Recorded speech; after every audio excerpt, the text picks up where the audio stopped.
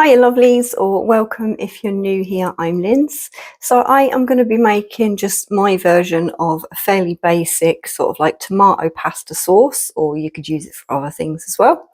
I am going to be doing mine today in my Instant Pot, but I will go over how you can do this if you're just doing it on the hob, and yeah, hopefully then everybody can follow along, because not everybody has, well, this is basically classed as a multi-cooker, so not everybody has one of these, and just some simple steps if you were to do it maybe on the hob. So we'll try that.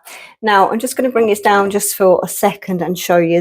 I have my Instant Pot at the minute set to the saute function, which is basically fry. And what I'm going to add in there, first of all, there is around about a tablespoon of vegetable oil. And in here I have around 2 medium-sized onions. So that is going to go in there, and that will start frying off then.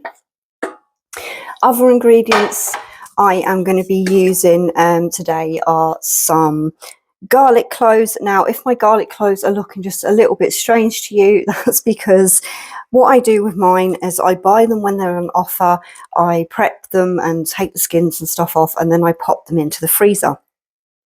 And I just want to show you this little gadget here. It's called a garlic rocker. I will put it down in the description or show more down below so you can find one yourselves. I have gone through so many, you know, the garlic press things, and I have lost count of the amount that I have broke over the years or have gone rusty, that kind of thing. So this here is just quite easy to use. And I'm using, just as you can see here, 3 cloves of garlic. But we won't add them in until the onion has kind of translucented, has kind of cooked down a little bit, shall we say. You'll know what I mean. So, see, brilliant little device, but we'll just, I can't get you a better view on this at the minute, I'm afraid.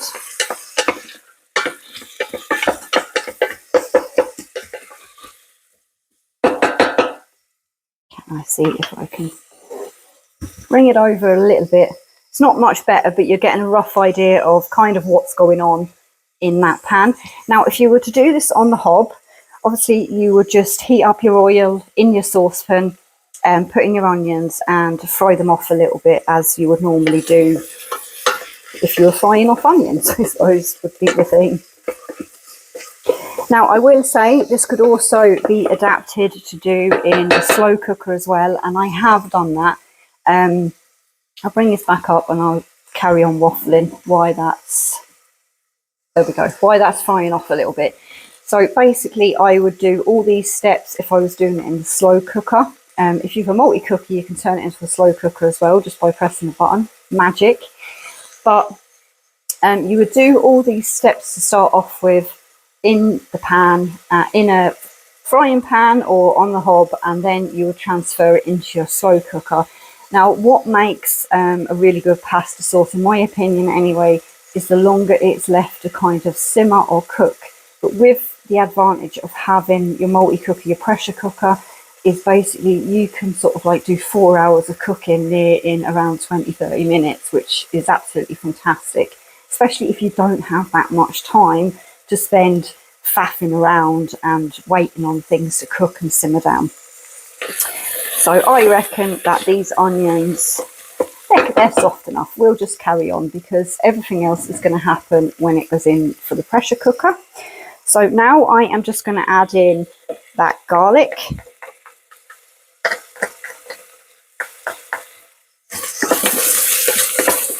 And you just want to let that kind of get fragrant, I suppose, when you're doing this. Now, I have a mixture of seasons here. There are a few different ways I like to do different types of sauces, and it depends really on what seasonings I've got in the cupboard at the time. But for today, I am going to be using some Italian mixed herb, and we're going to be using 1 teaspoon of that. In while that's all frying off, then I have some oregano or oregano. I'm not really sure which way that's supposed to be pronounced, but I am going to put in a teaspoon of that as well. I'm also going to be adding a teaspoon of just plain basil. Again, these, oh, don't worry about that. That's just telling me that it's kind of finished its first saute. Then, where was I? Yeah, basil. Now, if you can only use, you could use just basil and oregano if you wanted. You could just use Italian mixed herbs. It's entirely up to you. The garlic, I think, for this is the bit that kind of helps the most. That smell alone is just fantastic. Now, I have some ground black pepper, and I am going to be using half a teaspoon of that. And then I have just some standard cooking salt here, table salt. And again, I am going to be using half a teaspoon of that. And just give that a good stir together. And you want to make sure you have absolutely nothing stuck to the bottom. Now, if you're doing this in the pan, obviously you would do all them steps straight into your pan that's on the hob. Now, this here is around about the equivalent of 2 standard 400 grams of chopped tomatoes or peel plum tomatoes you get in a tin. These are ones that I had left over from the garden that were frozen. So a great tip here, if you've got tomatoes that are maybe looking a wee bit bad, just throw them into a paper bag into the freezer. And great thing about that is when they've defrosted, the skin just kind of picks straight off. So what I'm doing with that, if you're using tin tomatoes, now you would be adding in your 2 tins,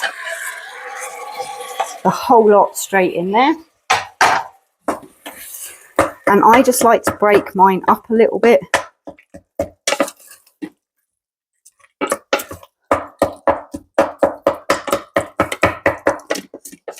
Now, there should be enough juice that comes out of your tin tomatoes, or whether you're using tin tomatoes or these tomatoes, to have enough of a sort of sauce in there.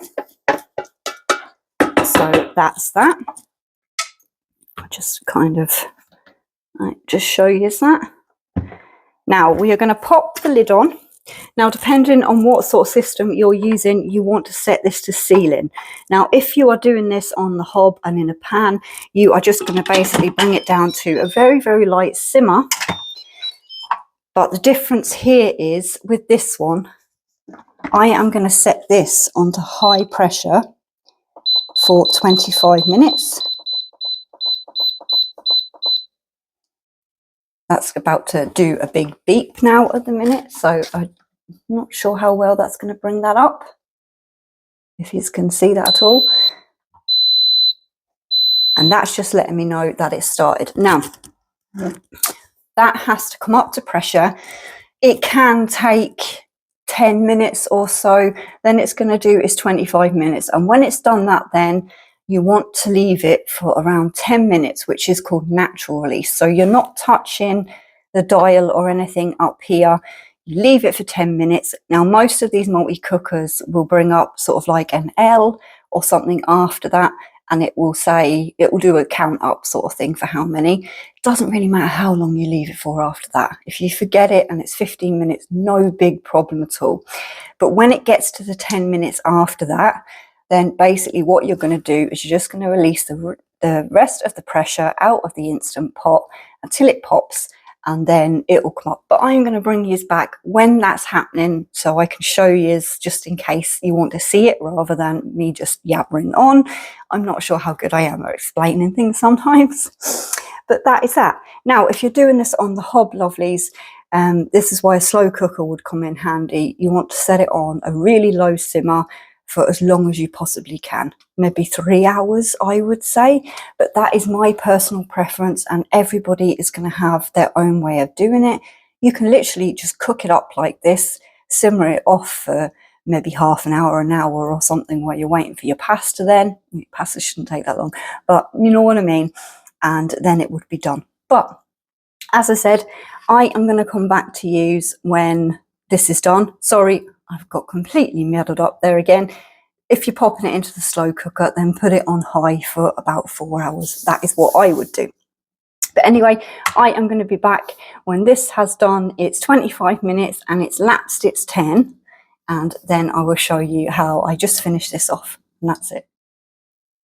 Now, lovelies, this has come to, it's gone 14 minutes on the timer, but we're not going to panic too much about that. But what I'm going to do now is I'm going to just release the rest of the pressure just by pushing that over. And we're just waiting for that other little thing and it should drop down just like that. We're going to have a look.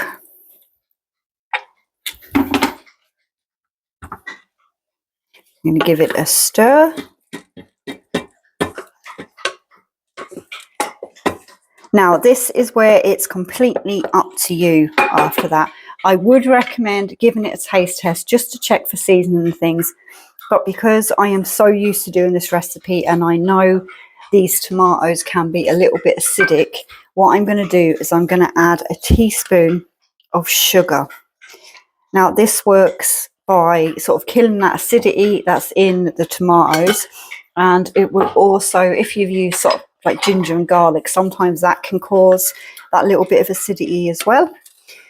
Now, this is where it comes up to you on whether you prefer it. I'll just move that out of the way and we'll grab one of these, on which sort of consistency you prefer your tomato sauce to be. If you'd like it now whizzed up in the blender, then, you know, go ahead and do that. If you'd like it so it just stays kind of like that, so it's all just broken up and a bit chunky. But if you think it's a little bit too much liquid in there, then you can put it onto your fry function on your multi-cooker and just reduce that down a tiny bit. But for me now, that is absolutely perfect. And I am just waiting on my pasta to come to boil over there, and then I will serve this up, and I'm going to be grating on some, I don't know what it is, Parmesan cheese or Pingiani, or I don't know. If you've been here before, you will know that I am absolutely brutal with the pronunciation of some things, but it's basically a hard cheese. I'm just going to grate some over the top. Now, this is also a really good option if you're having a meat-free night. With us here now at the moment, I am trying to do all the stuff I have in my mini chest freezer just to get it cleaned out and to make sure I'm using everything up. It's kind of a bit like a no-spend January, but I'm only sort of like buying, or where I'm only buying things that are essential, things like milk and maybe sugars and bits and pieces like that. But other than that, I am trying just to use up what I've got in the freezer, what I've got in the cupboards, and yeah, we hope for the best. Lovelies, I will insert a few pictures at the end of the dinner when it's dished up. Do let me know down below if you intend to make this your own recipes, because I absolutely love to hear other people's ideas, suggestions, and trying new things. Please, wherever you are, take care, stay kind, and just stay warm, because depending, I suppose, when you're watching this or where you are in the world, it is cold here at the moment. Bye for now, lovelies.